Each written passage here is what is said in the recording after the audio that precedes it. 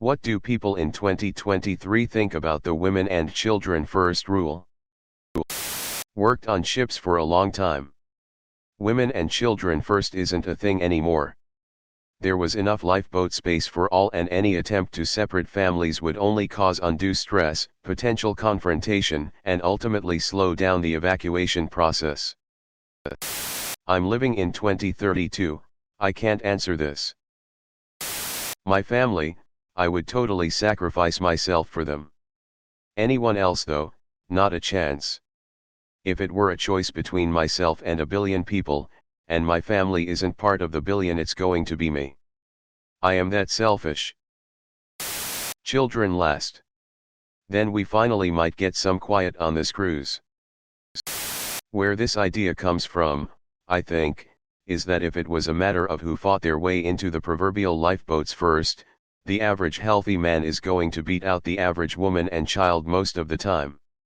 And while men are every bit as deserving of life as women and children, they shouldn't use their physical strength to push women and children out of the lifeboats, so to speak.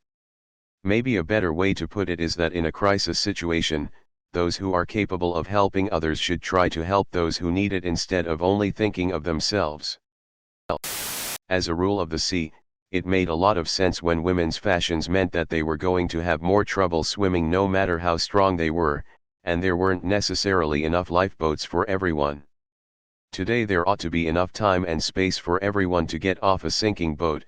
I'd hope that priority would be given to anyone who needs support.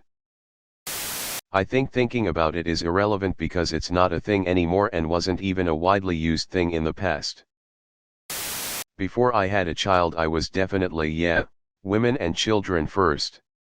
But now my thinking is, people won't like this, but my child is more important than any of you, and I'm not taking the chance of leaving her without a father. Screw the gender, why not age-wise?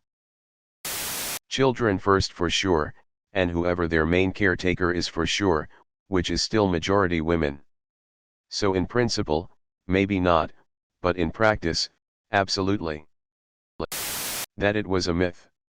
Some researchers analyzed historic and present-day shipwrecks and found something like men were twice as likely to survive a shipwreck as women.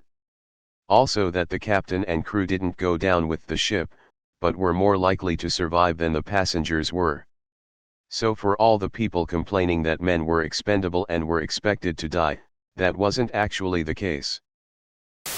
No one first. We sink as a family, goddammit. Just buy enough lifeboats for everyone, you cheap capitalist bastards. Always children first. But I say everyone afterwards is on equal footing for being saved. Technically, it's sexist. Morally, I'd consider it the right thing to do. In theory, I agree. In practice, I'd curb stomp a child for a spot on the boat. It's my children first, then my wife, then others if it's safe for me to help. Ice Age coming, Ice Age coming. It was a great album, but 1984 and Van Halen 1 really were the standout releases. I think the sex argument is dumb. For children, there is arguably a utilitarian argument in terms of how much longer they are likely to live if saved.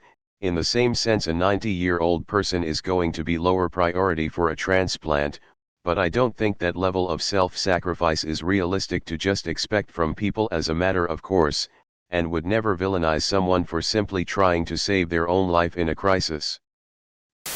Women and children first is literally just BC. If you don't let the physically weaker people off the boat before the panic of impending death fully takes over a group, you're not gonna have any women or children survivors.